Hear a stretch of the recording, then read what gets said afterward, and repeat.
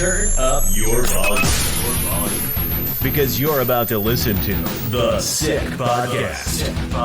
Rays Rewind with Bell, Bushman, and Drew. Jansen. That is into center field. Here comes Kiermaier. Phillips has tied the game. Arose Arena coming around. Throw home. Now he stumbles. But the ball gets away. Tampa Bay wins it. Brett Phillips, Game 4 hero. The sickest Tampa Bay Rays podcast. It's gonna be sick. Welcome, everybody, to the Rays Rewind podcast, the sickest Tampa Bay Rays podcast on the Sick Media Network. I am the great old Bushman, and joining me as usual is my co-host, Drew. Make sure to go to our YouTube page at the Sick Podcast, Rays Rewind. Hit that subscribe and notification bell. Great episode we got for you today. We want to discuss the past weekend series split, which we predicted, of course, on the Rays Rewind podcast. The Rays playing the Houston Astros. And then we've got a lot more stuff to discuss. Taylor Wall's ejection, which is now, I would say it's kind of like a legendary ejection. But I think what we really kind of want to talk about is the performance this past week in Houston. The Rays looking like a team, man. Like you and I talked before this episode is recorded, and we were kind of both on the same page. Is like this is something different, and this team's looking good, even though it was a split, and I think they could have, won the series 3-1. They still look like a great team in progress. I say that in progress because I want to see more of this coming into the series against the Rangers, and then also with the series against the Miami Marlins. So give me like a week and a half of what we saw in Houston, and then I'll be like, all right, this team is kind of making a case for being a legit playoff contending team going through the summer months. I don't know, Drew, what did you think this past weekend against the Astros? Yeah, I was really, honestly, I was pleased with the performance. I know that, it felt like they could have gone 3 of 4 in this series. They were leading until I think that was the 7th inning in that Framber Valdez game there. Granted it was 1-0, which isn't really much of a lead, but they certainly had their chances into the 7th or 8th inning. They were, winning that game, and then just made some mistakes late. And then even against Hunter Brown, they had opportunities a couple different times, especially in the 7th with Aranda at second, no one out, and you get a Jake Mangum kind of chasing a ball to pop up in the infield kind of play instead of somebody. Usually he's much better about having a productive out if he does get out. So you feel like you left some meat on the bone a little bit, right? But I feel great about the series moving forward. I mean, the pitching was awesome all series long, and I know that Astros team doesn't have Jordan in the lineup right now. It doesn't have Kyle Tucker anymore. It's a little different, right? But playing them in Houston, especially, I believe they just swept the Athletics prior to that. Like they were playing good ball coming into that series at home. I think you have to be, and like we said before, happy with a split to get out of there with a split. You wish they could have gotten 3, but I'm fine with how things went. The pitching was solid all weekend. The offense, yes, I know it's kind of this Jekyll and Hyde thing where it's like they scored, 13 runs, 16 runs, and then the other games were 1-0. Honestly, man, I kind of knew something. I knew that was going to happen the last game. Like they scored all these runs, and that usually what happens with the Rays too. They have a game where they score a ton of runs, and then the next game they're just quiet as a mouse. And it's like, it was 2 great pitchers, though. Hunter Brown wasn't. The Rays didn't do themselves some certain favors during the game because Hunter Brown was wild. He couldn't establish his fastball early. I mean, I felt like every fastball outside, trying to hit that outside edge, he was missing out. And I remember Brandon Lau at bat, swinging, 3-0, swung at like 2 more balls after that, and made it 3-2 and then struck out. But both Brown and especially Valdez are great pitchers. Brown is, until that Rays start in Tampa that he had where he gave up 5 runs. I mean, you could make the argument him and Skubal were the top 2 Cy Young contenders right now. And that certainly hasn't really changed all that much. With Hunter Brown's case, he's still having a great year, despite that first start in Tampa. Valdez is like the exact kind of starter that the Rays would, with this team right now, would be like just absolute worst case starter for the Rays. And I mean, he was great outside of that first at bat to Caballero. So, and they still were in positions to win both of those games. So that goes to show you how great the pitching's been, the starting pitching especially. But like, I just thought, granted, yeah, the games they scored, was that 29 runs combined in those two wins, but the Oh, I think it offense, I was. mean, everybody I was think it was hitting 30 to 9. They did. I think it was 30 to yeah. They right. outscored them 30 to 9. Yeah.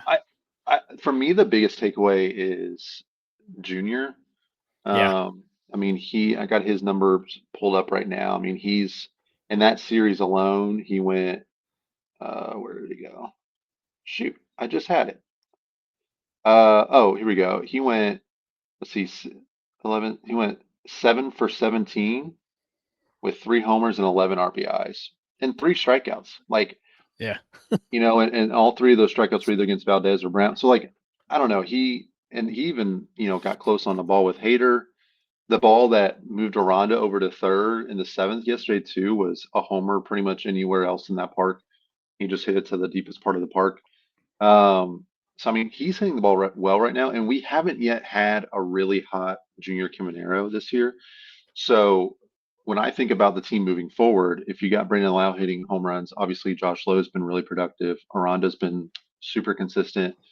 Yandy had a good game, this week, but still he's still working his way back a little bit. But like, if you got a really hot Junior Caminero now, I mean, I just think that that makes the Rays lineup that much more productive, and deep, when you can get some serious run production and power from him in the, wherever he's sitting in the 4 or 5 spot. So thinking about them coming back home against Texas and Miami, I, I got to think. I'm hoping they can at least win both series. So what would that be, like 4-2? I think would be a great mark for them. I think you can tell they're playing better team baseball, and I know that they had 2 bad offensive games, but they're playing better team baseball. Um, they catch a break with the Rangers coming to town and Nathan Eovaldi being on the injured list for the next week and a half. Yep. And the it's all right-handed starters this week. So looking ahead to the Rangers and Marlins probables. So you got their best lineup. You would think the best lineup they can put out there for the next 6 games. So I feel great about the team. Do you think Junior has surpassed Jonathan Aranda as our possible all-star representative?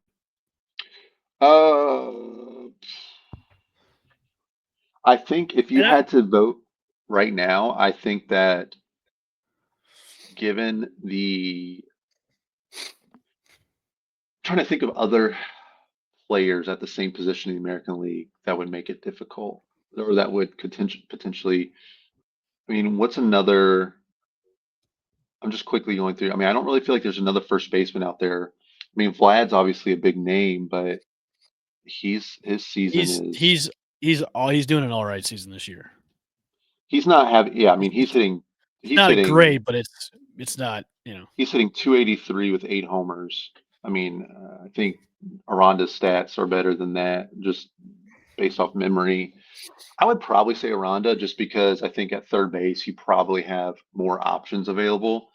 That if you had to pick one, I think Aranda gets in just with the better average. He's just been more consistent all year. Whereas Caminero, obviously, I mean, 11 RBIs in 2 days, essentially in 2 games, out of his 30 something, 36 RBIs. Like, I mean, that's a third of his RBI total in, a span of a weekend. So I also think too, if he stays high like this for the next few weeks, I think if he does, he kind of takes over that spot. He's gonna. I mean, he's a big name. I mean, he's not as flat. Like, he's not getting as much pub as some of the other prospects, and that's partially because of the market. But like, if he starts hammering home runs at this rate, not that he's going to hit 3 home runs in the span of 2 days, but Right. and keep that moving forward. But if he's going back to Steinbrenner, he hits better at Steinbrenner this year. If he's feeling good and hits another, 3 homers over the next 6 games, and he keeps that up for the next 3, 4 weeks, like you said, I mean, I think that you're going to see his name being thrown around a lot for All-Star. He's going to have the prospect pedigree behind it too. That I think he would get in over Aranda if there was one choice. I also think Junior would make a lot of sense for, especially if he makes the All-Star team, to be a really good like home run derby participant. Mm. Um, which would be awesome. I think again, I take the stand that like any time we can get Rays players in the spotlight on a national scale, it makes it that much better for the team to bring awareness to the great talent that we've had on the team in the last several years, and some of the excitement that we've had, and like seeing Randy do what he did a couple years ago in the home run derby was awesome. And just kind of making him name for himself on the national scale, and to have Caminero, who I mean, truly, like I mean, he's 21 years old and he's hitting as well as any young player in baseball, if not better than anybody. Um, I think you're going to start seeing his name float around a lot more as a guy that is going to be a big name in baseball moving forward. So Yeah. I hope for the Rays standpoint, I hope for the sake of the team and the success of the team that he does continue this, because if he's continuing this over Jonathan Ronda, continuing to do what he's doing, I think it means more to the Rays that Caminero becomes this legitimate power threat. And all it took was just to get his Dominican hitting coach to come I into know. town, apparently. So, Yeah. Ever since he got into town, what, he's been just I destroying mean, the what do you, ball. what do you think? I mean, right now, I mean, what would you say? Like right now, I think assuming Caminero keeps this up, I think he's the one that. Yeah, I Um, think if he keeps this up, he's going to be the lone representative from the team. I mean, Aranda's definitely got a shot. I will agree with you. I mean, Aranda's been more consistent ever since the start of the season. I mean, Caminero's had he's been up and down, hot and cold, but definitely ever since he got his hitting coach from the DR to come here, I mean, it's almost like night and day from him hitting before to now. I mean, it's almost like we've definitely seen a new side of him because he's got his coach up here kind of adjusting everything to now where he's crushing the ball. I mean, when yeah, watching the highlights from the game to what he was doing for the past over the weekend was just, man, this guy. See, this is what I've been waiting for, like an offensive explosion from him ever since the start of the mhm, season. I think that's what we saw over the weekend. Houston was it. So I mean, I hope it continues. Obviously hitters are going to have those cold streaks where they're not going to be crushing the ball like it is. But I think if the consistency is there, and did he keep his coach up here? I mean, I'm sure he footing the bill with like having him stay up here because I mean I don't I know. think I it's hope so. or have the Rays employ him for God's sakes. I mean, it's definitely helped him out. I mean, it's from what I saw over the weekend. I think going back to what we talked about pre-show about, man, we're excited to watch this team. Is I don't want to get my hopes up just yet because we've seen streaks like this. We've seen them play well like this, and then once they come back home, they have a little bit of issues. I mean, now obviously before they left for the Houston series, they played well at home. I just hopefully coming into this week, and I know the weather's been really bad here in Tampa, and they'll probably have a couple of rainouts this next coming week. I just hope that the level of play that they had this past weekend comes back home to when they play the Rangers, who always give us trouble. And, the Marlins going to this weekend for Longo's retirement thing. So that's what I'm hoping for. I think one of the big things too over the weekend was the demotion of Chandler Simpson. I mean, I know you're not on social media a lot. You're really not at all. I had to. The convos on LinkedIn were crazy. Oh, the combos and the tweets out on LinkedIn, X man, were blowing just, up. All those you should have corporate seen corporate talk about the Rays demoting Chandler you was. should have seen like the X GMs and the Twitter GMs and the Facebook GMs on Twitter just losing their goddamn minds about this demotion. And when I saw it, I looked at it, analyzed. I'm like, okay, it's something that you and I, when we talked about, okay, who's going to be sent down, who might be traded or DFA'd, he was not a guy that I thought they would maybe send down just because of the way he's been playing. Now, I know his play out in the outfield has been kind of shaky here and there, but we said this before about, we talked about this before about Junior Caminero about his infield defensive play is kind of, it's kind of, still in the rookie mode, but for a rookie to be adaptable to the major league setting, you got to keep him up here and have him play. And Simpson's been great in the offense. I mean, in the lineup, he's been a breath of fresh air with the speed and him stealing bases and getting on base and just having that boost of speed in the lineup too makes the Rays a whole another dynamic team. So for him to be sent down, I was like, all right, it's something I wouldn't have done, but it's almost like the Rays are okay. Hey, it's kind of a necessary move right now because we don't want to give up on Morel just yet, because I know that's what they're doing is, hey, we've got Morel has to give himself. We want to give Morel just a little bit more time. Mm-hmm. And not to pull the plug on him just yet because of the trade they made for him last year and everything. So in my mind, it's a business move because, hey, we got to give this guy more time. Simpson's got plenty of options still left for him. So sending him down for X amount of time is not going to hurt anybody at all. I mean, it could make him even better in the outfield too. So I looked at it and just read all the comments on Twitter. I was just shaking my head and laughing too with the amount of people are just like, oh, Kevin Cash and Neander should be fired. And well, it's the stupidest organization in the world sending him down. It's like, you guys, I love Rays fans. They're so passionate, but they're also some of the dumbest people too. They're so overreactionary about things that happen in the organization where when they do make sense, they don't make a big outcry about it, but sometimes when it doesn't make sense, they're just all up in arms. But this, to me, it made sense. Just because, I'm sure they tried to field some calls for Morel, and, nobody was really maybe biting at all. So I'm sure maybe they're just doing this to have him out there to maybe boost up his trade value up before they decide to make a move on him or DFA him or do whatever. So look, Simpson's going to be back. I mean, timetable is probably going to be sooner rather than later anyway. So for all of you people that, wanted the heads of our coach and our GM, like, simmer down now. I mean, it's all part of the plan, as the Joker would say. But I think, I was a little sad they sent him down because I think just because of the dynamics he brings to the team, it's a necessary dynamic. But look, it is what it is. You'll probably see him probably in the next maybe month, because I know for a fact, and I think Neander said this in the interview with Tiker as well, is you're gonna see him, you'll see him back.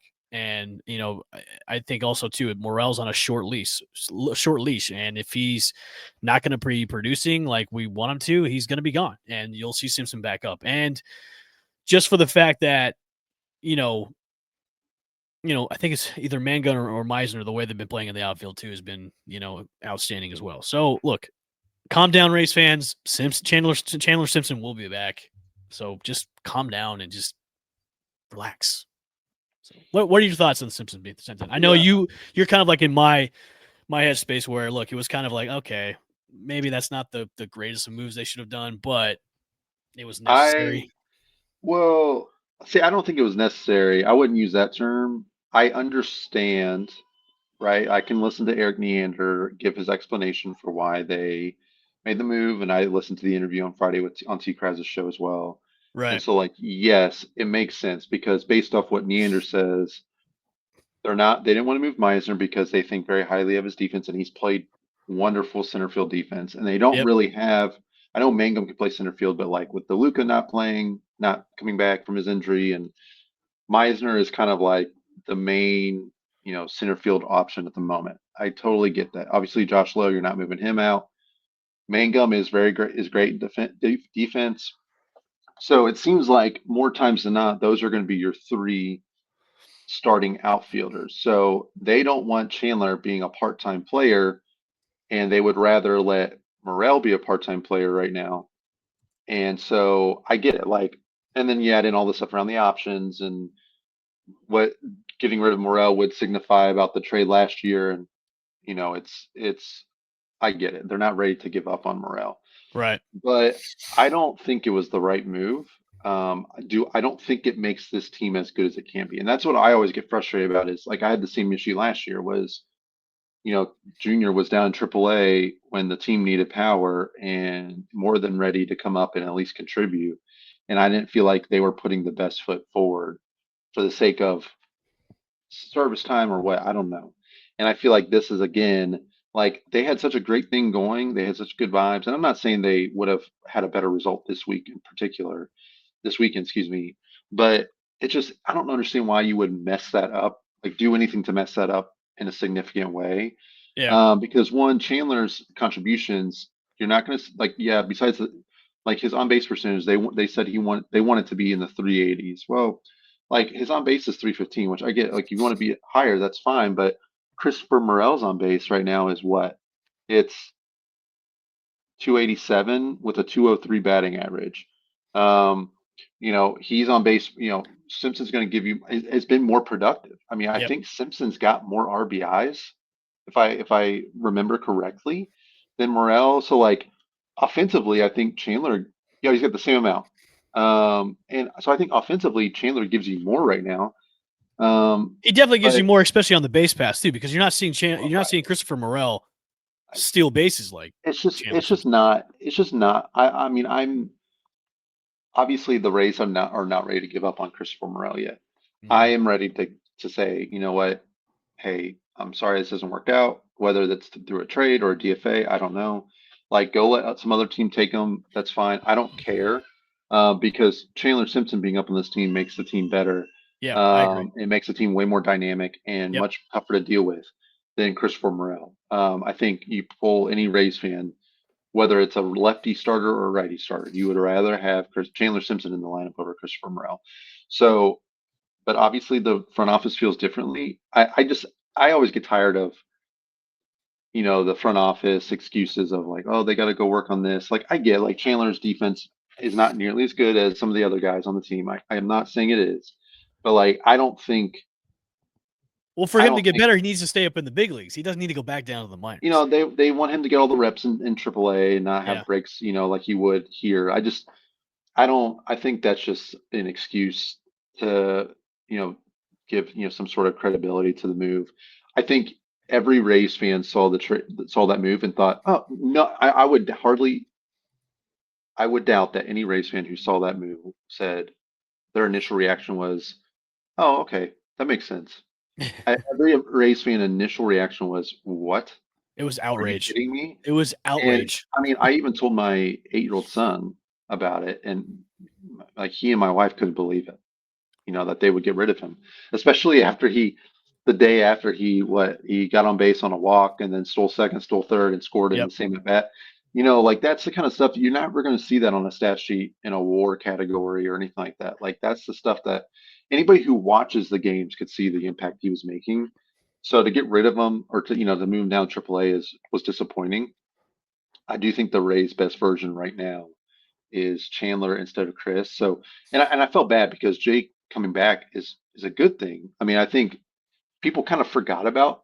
Maybe I'm speaking for myself, but like Jake was great earlier in the season before he got hurt, Yep. and he was one of the guys. He was kind of doing the same things that Chandler was doing in terms of providing excitement, providing a jolt Well, with I think that's also too what pitching a lot. Leander was saying on the interview with T-Kraz was he earned his spot Yeah, and because I don't think because of the way he was anybody. playing in the first half of the season was because he was just doing so well. He earned his spot to be on the team.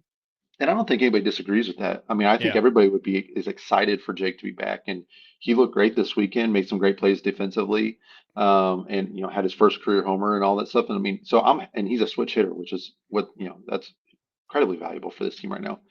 I just I hate that. I think people forgot a little bit about what Jake can do because Chandler came up and kind of filled that void of being the most exciting player. And I mean, because Chandler became a guy you just wanted to watch every at Yeah. bat to see Because what he's was going to exciting. happen. He's Yeah, and exciting. so but I don't know how it would work rotationally with if you have Lowe, Mangum, Meisner, and Simpson as your four main outfielders. You know, you're not going to put Chandler at DH. Right. So one guy's got to sit, and it's not going to be Josh.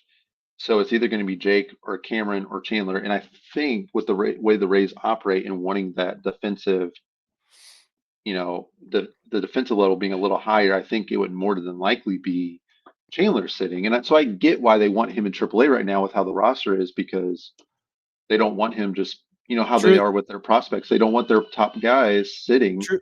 This is and what playing sparingly. this is what's going on. They probably want to squeeze as much value out of Morel as they I know. can to when a team comes calling, hey, we need a left fielder, Morel can be available and then they can get something out of him. Because right now the trade value on him is not there is none. So that's why I think they did this. It was, look, we need to get some kind of value out of him. We're gonna move on from him no matter what. So Yeah. have him stay up here, have him get the reps, and then boost his productivity a little bit. That way, when it's time to flip him and just say, "Hey, we lost on this trade," then just do that, because that's what they're waiting on. And there's no other reason to keep him up here except for just getting the value out of him for trade bait. Because the way the other guys are playing in the outfield and the way even when Simpson was up here, I mean, look, clearly Simpson is the better player, and when he's up here, the Rays are just a different team. So when to have him send out, it's just a move before a move that's going to be made. Because if you're trying to trade Morel now, you're not going to get anything from him. So if the Rays go, okay, what's the biggest player? Okay, we got to send somebody down. Let's send him down and then just squeeze the amount of productivity we can out of Morel. And then just when it comes time to trade, we'll trade and we'll cut our losses with him and move on, because that's what it's going to be like. So Yeah. I wish it wouldn't. I wish there wasn't a where the Rays had to do that, where they send Simpson down, because I think going forward, it hinders them, especially in the lineup, not having a speedster like that in the lineup. It hinders them, and especially the dynamic of making them more of a dynamic lineup, having him out of it, it kind of hinders them a little bit. Now, obviously, we didn't see that when they destroyed the Astros on Saturday, and that was after, like, the day after Simpson was sent down.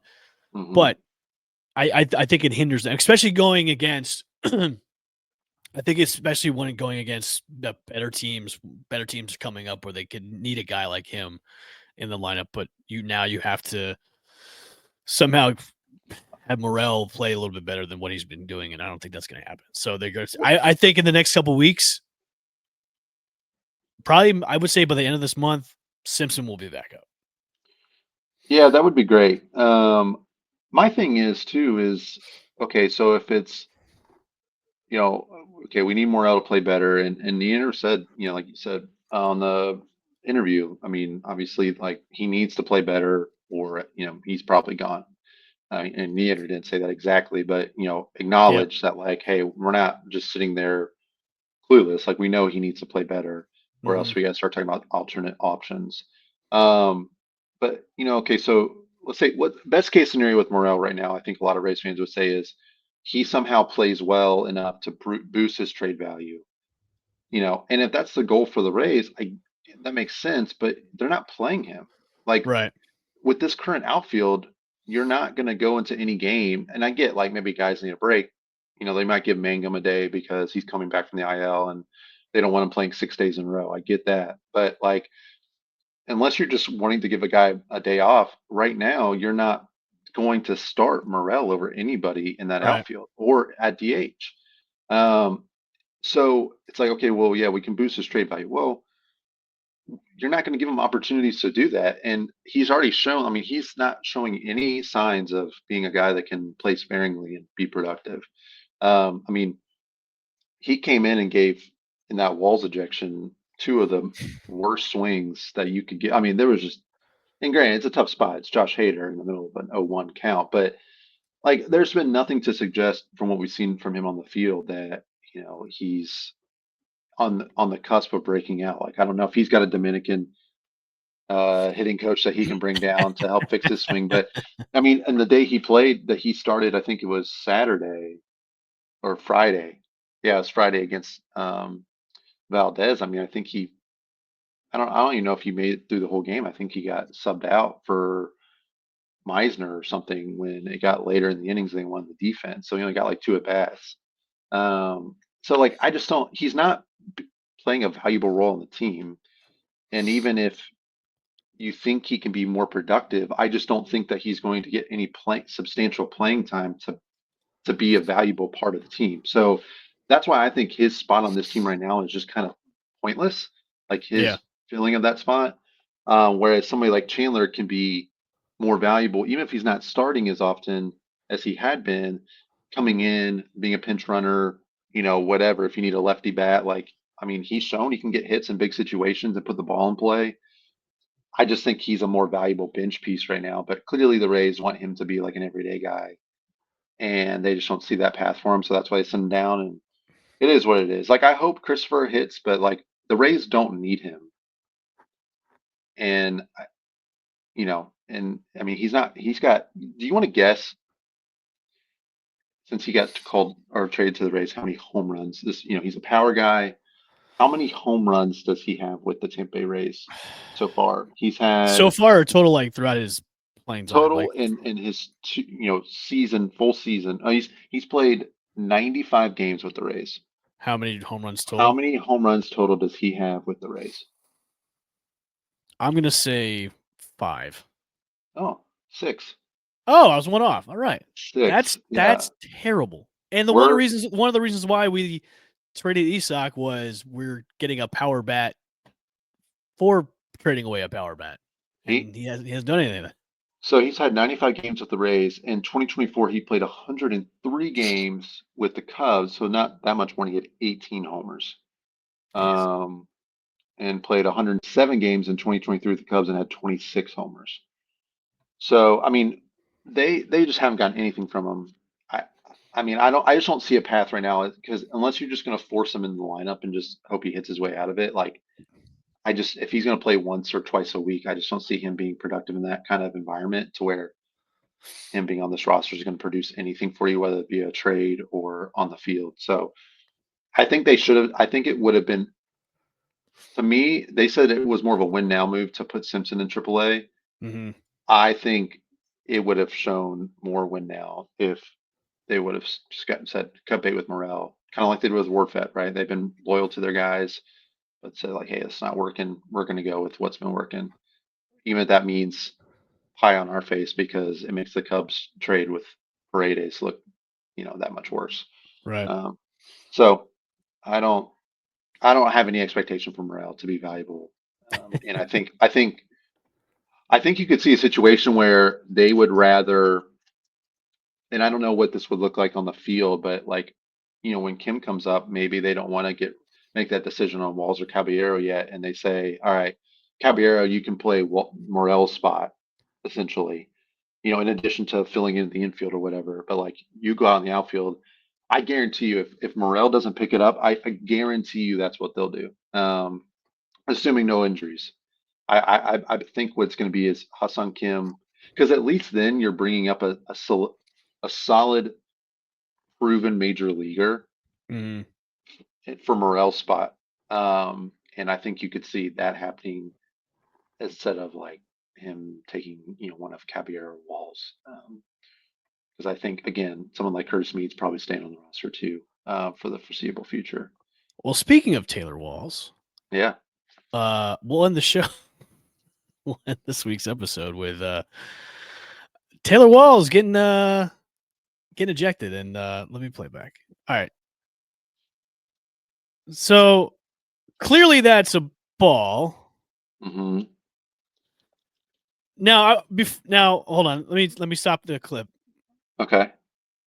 Do you think he intentionally tapped on his head? Because there's been other players that have tapped on their head like that, and nothing's happened to him. But clearly, no. He tapped a little bit, kind of did this, kind of tapped, right. And then the umpire just, hey, you're gone. Yeah, right. Right there. Yeah. Right. So let's just rewind it back. Yeah. So shifting a little bit, and then small little tap. Yeah. I almost want to go back. I should have done this before because I will say with MLB TV, you can just so easily go back to past games and just watch. It's very seamless, very easy to use. I almost want to go back and see if he does this often. Now, obviously, he does adjust his helmet there. It does the but thing. The tapping Yeah. it. I tend to believe that he subconsciously, like he had an idea of what he was doing. I don't Right. think he felt like he was doing something egregious, but that I don't know. In the interview he says he didn't realize he did it. So it's like a subconscious thing, like, hey, shift, Yeah, I tap. guess.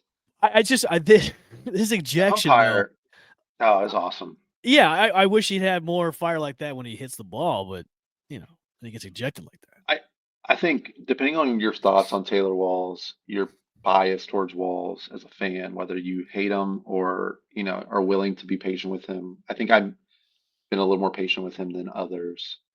Oh, Um, he gone when Kim comes up. See, but no, I don't think that's the case. I think he's on this team regardless. You think so? I Do you think they're oh just yeah, gonna have him on the bench he's and the then he's the then best defensive player. He's the best defensive shortstop in baseball. You kidding me? The Rays, they're gonna get. That's why I that's know. why I said Morel's.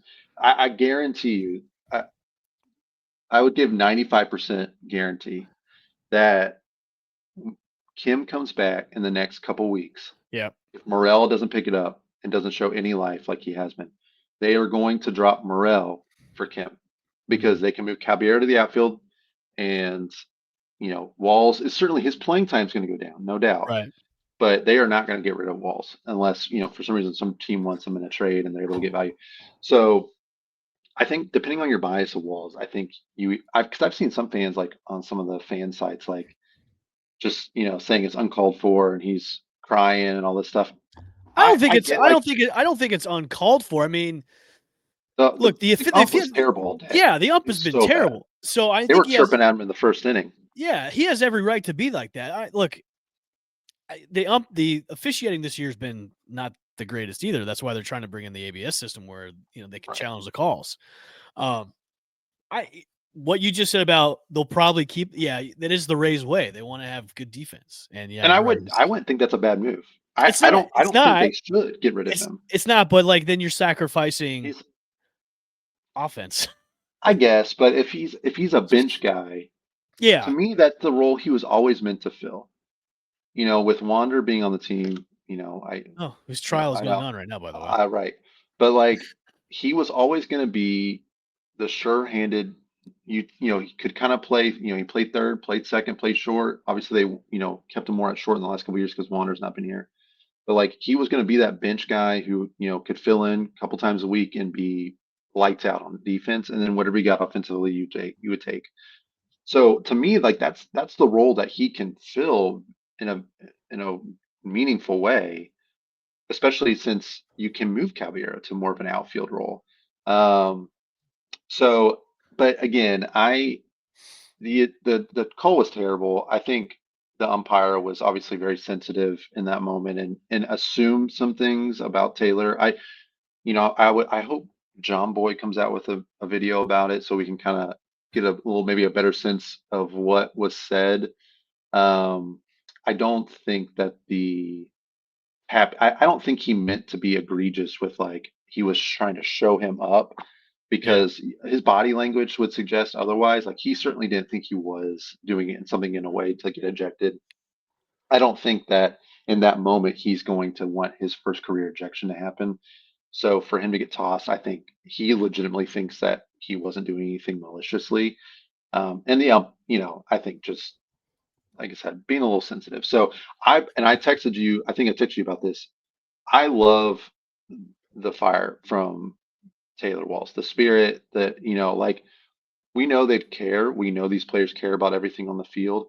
The Rays are so whether you want to look at it, whether they're good at keeping their emotions or bad at showing emotion, they keep their emotions in check really well. You don't see a whole lot of stuff coming out of them, whether it's yelling at an umpire, even Dude, Kevin I Cash. love it when Cash got ejected the other day. Yeah, and when Cash That's something starts I've been yelling, wanting to see for a little bit. and Like I wanted Cash to get ejected. So show some fire, man. yeah, I'm and it's glad he did because that. it's sparing. Like he doesn't do it Yeah. all the time. Like if Aaron Boone, it just someone like him, he does it a lot. Like he kind of at Well, a certain because he's point, especially if Aaron you Boone start does it all losing. the time because he's whiny, he And complains about everything. Just well, and because if he's the the Yankees were manager of the losing Yankees, he again, figures he can get every call for as him. soon So as the Yankees start losing with him, I mean that's it looks bad. But like with the when the Rays do it, it's not often. So when you see that, I get fired up because it shows some passion And like for Taylor, like I don't know, I'm like it fired me up. I'm like I hope that it gets taken, if he doesn't get suspended. But it comes into this week and it maybe gives him a little more fire in the games, at the plate or something. I don't know. Something like that can be a turning point for a team for a season. So yeah, I mean, I'm all for Rays getting frustrated and choosing their moments to blow up a little bit and kind of let the umpire know what they think and you know see what it does. Maybe light the fire into the team a little bit coming back home. And yeah, I think it was a crappy end to the game yesterday, but I feel good moving forward. It's the best I've felt about the team since the West Coast trip. Um, and if they have a strong homestand here, I think this could be a good launching point for them moving forward. All right. Well, we'll see what happens when the Rays take on the Texas Rangers tomorrow night at the Big Stein. Make sure to go to our YouTube page at the Sick Podcast, Rays Rewind, the sickest Tampa Bay Rays podcast on the Sick Media Network. We'll see you guys once again on our next episode. Peace. And that's a wrap. Hope you don't miss us too much until next time. Follow the Sick Podcast Rays Rewind with L. Bushman and Drew on YouTube, Google Play, and Apple Podcasts.